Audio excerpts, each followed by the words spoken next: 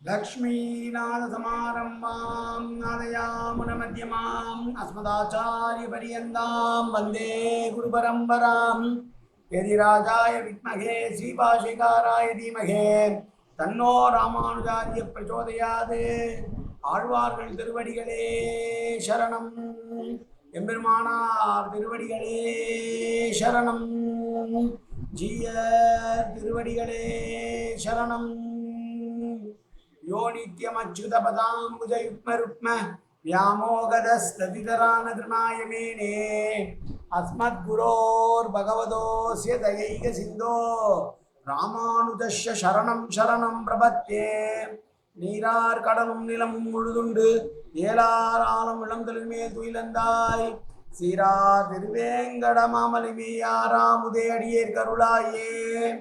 எல்லாம் வல்ல ஏழுமலையான் பெருங்கருணையால் 4000 திவ்ய பிரபந்த பாசுர பதிவேற்றங்களின் வரிசையில் இன்றைக்கு 2152வது நாள் பாசுர பதிவேற்றம்.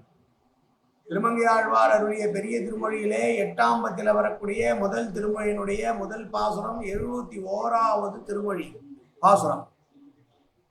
இன்றிலிருந்து 100 நாட்களுக்கு திருக்கண்ணபுரம் சௌரிராஜ பெருமாளை எப்படியெல்லாம் திருமங்கையாழ்வார் அனுபவித்திருக்கிறார் என்பதை நாம் அனுபவிக்க இருக்கிறோம். முதலிலே தனியன் கலையாமி கலித்வம்சம் கவிம்லோக திவாகரம் யசகோபி பிரகாசாபி ஆவித்யம் நிகதம் தம வாழி பரகாலன் வாழி கலிகன்றி வாழி குறையூர் வாழ்வேந்தன் வாழியரோ மாயோனை வாழ்வழியால் மந்திரம்பல் மங்கையர்கோன் தூயோன் சுடர்மான வேல் நெஞ்சுக்கு இருள் கடி தீபமடங்கா நெடும்பிறவி நஞ்சுக்கு நல்ல அமுதம் தமிழ் நன்னூல் துறைகள் அஞ்சுக்கு இலக்கியம் ஆரண சாரம் பரசமய பஞ்சு கண்ணலின் பொறி பரகாலன் பணுவல்களே எங்கள் கதியே ராமானுஜ முனியே சங்கை கெடுத்தாண்ட தவராசா பொங்கு புகழ் மங்கையர் போன் இந்த மறையாயிரம் அனைத்தும் தங்குமணம் நீ எனக்கு தா மாலை தனிவழியே பறிக்க வேணுமென்று கோழி பதிவிருந்த கொற்றவனே வேலை அணைந்தருளும் கையால் அடியேன் வினையை துணித்தருள வேணும் துணிந்து. 701வது பெரிய திருமொழி பாசுரம். இந்த பாசுரம் முதல் திருமொழியிலே 8ஆம் பத்தில் வரக்கூடிய முதல் திருமொழியிலே தாயாக தன்னை பாவித்து தலைவி எப்படியெல்லாம் சௌரிநாத பெருமாளை பார்த்து மயங்கி இருக்கிறார் என்று ஒரு பகலை பற்றி தாய் சொல்லுவதான பாசுரம். தாய் ஸ்தானத்திலிருந்து கலியன் பேசுகிற பாசுரங்கள் இந்த பாசுரங்கள்.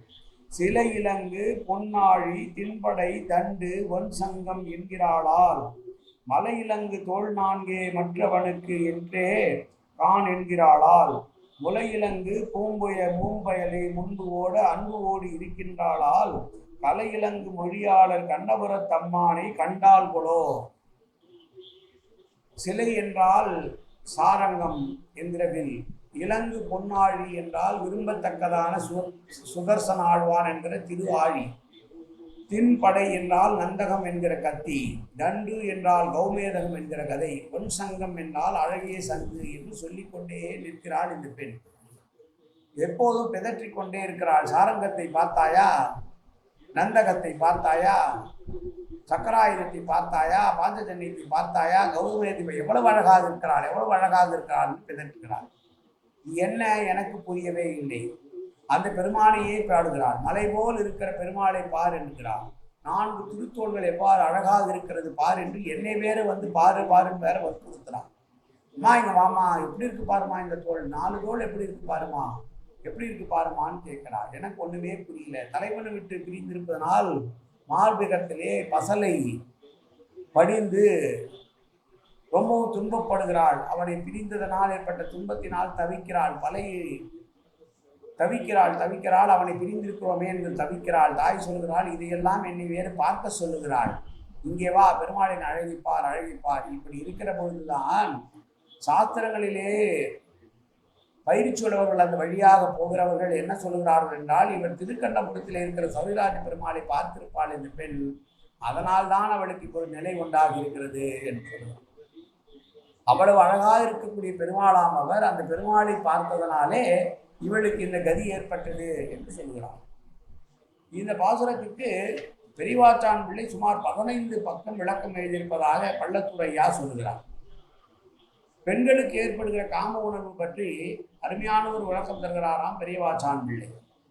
குடத்தின் விளக்கே போல கொம்பனார் காமம் புறப்படில் ஆபுகு மாலை அணி மலைமேல்படிய போல நாடறிய கம்பை தருகிறார். குடத்தின் உள்ள விளக்கு போல பெண்களுடைய காம உணர்வு வெளிப்படவே படாது.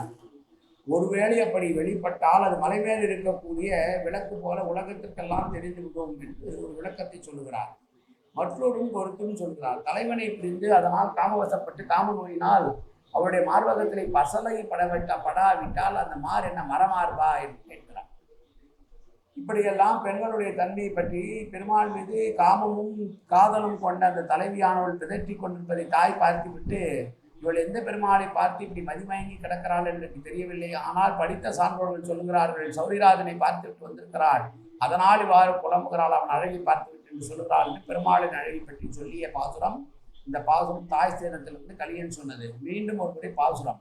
சிலை இலங்கு பொன்னாழி தின்படை தண்டோடு ஒன் சங்கம் என்கின்றாளால், மலையிலங்கு தோல் நான்கே மற்றவனுக்கென்றே கான் என்கிறாளால், முளையிலங்கு பூம்பயரை முன்போட அன்போடு இருக்கின்றாளால், கலையிலங்கு மொழியாளர் கண்ணபுரத்தம்மானை கண்டாள் கொள் என்று சான்றோர்கள் எல்லாம் இவள் கண்ணபுர கண்ணனை பார்த்து அழகிலே மயங்கி இருக்கிறாள், உங்களுடைய பெண் என்று பார்த்து சொல்கிறாள்.